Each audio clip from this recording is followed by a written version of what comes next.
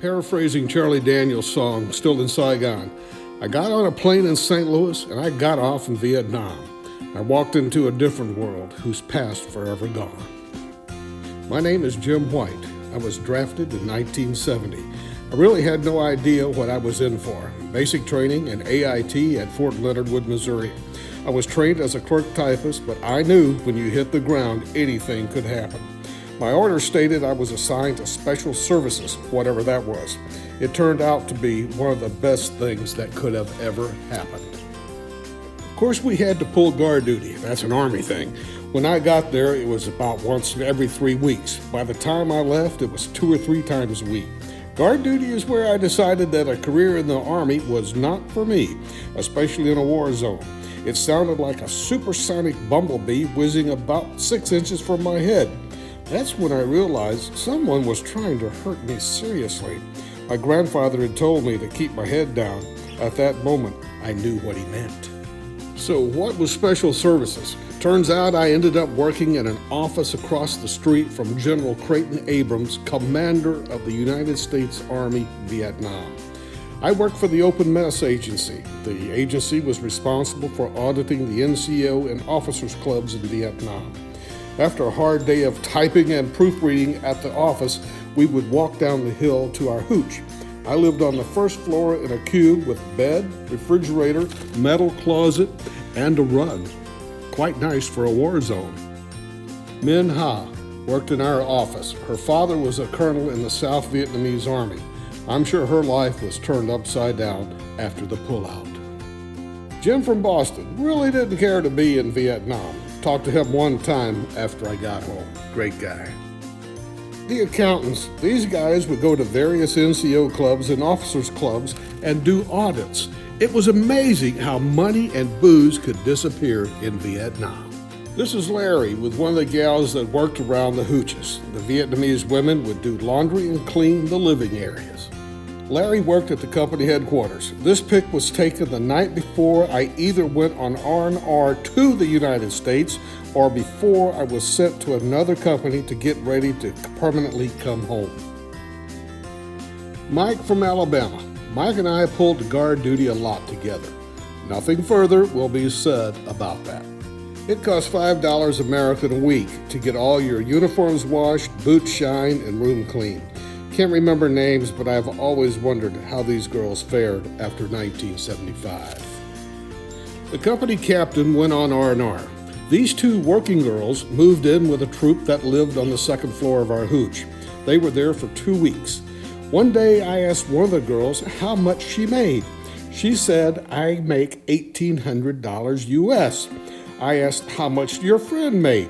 She said, $900. I said, "How come you made so much and your friend didn't?" Her answer was, "Oh, she have VD." This is a true story. But this cactus out in front of our hooch made a great place for Mama-san to hang your skivvies on wash day.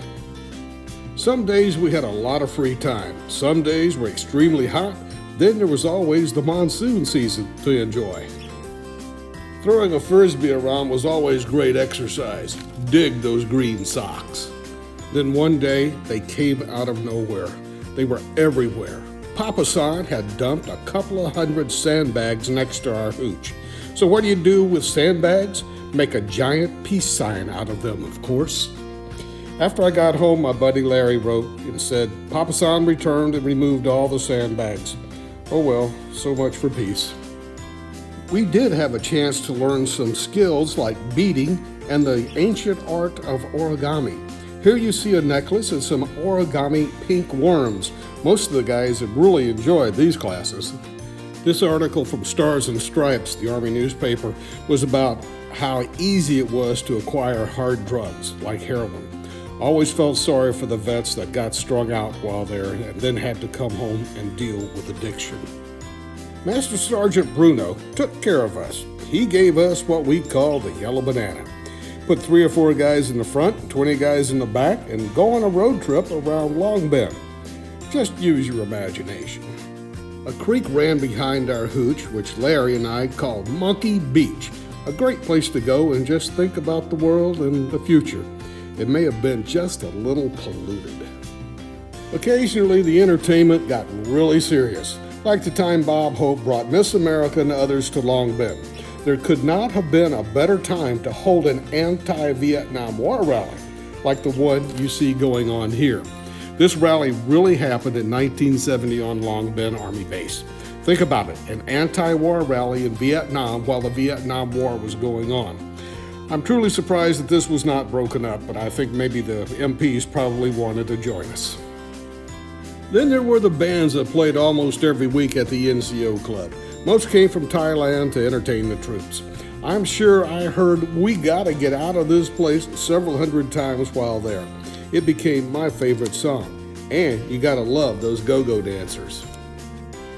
I took several hundred pictures while in Nam, even started developing my own black and whites. This period was probably my favorite time while in country. The black and white pics were taken in Vung Tau, an R&R destination on the South China Sea. This is everyday life for the people that were just trying to make it through the day.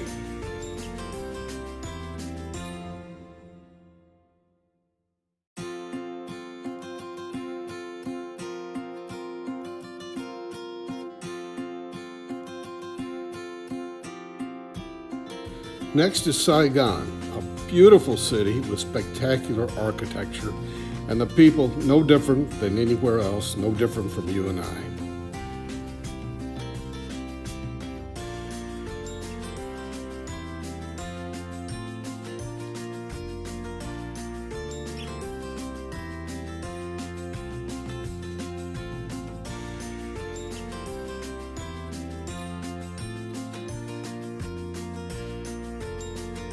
Had to get this picture without the boys knowing I was taking it.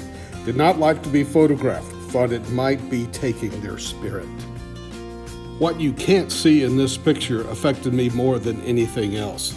Saigon Harbor, ship after ship after ship, loaded with supplies for the war. It was this moment I realized what this war is really all about. This is a stock photo of what we call the Freedom Bird, going home, leaving it all behind us, or so we hoped. Hey, I did get this picture of myself and this cool plaque for my service from Uncle Sam. 10 years after I got out of service, my mother told me she had arranged for me to go to Canada if I had expressed any desire to go whatsoever. I told her, I said, "Mom, I would rather have died in the jungles of Vietnam than have gone to Canada." Was Vietnam worth it? Did we accomplish what we set out to do? I guess we should just ask the 58,220 names on this wall. Some will say yes, some will say no. I'm proud to have served in the United States Army and in Vietnam. We did what we were asked to do. Got on a plane in Vietnam, got off in St. Louis. I was one of the lucky ones.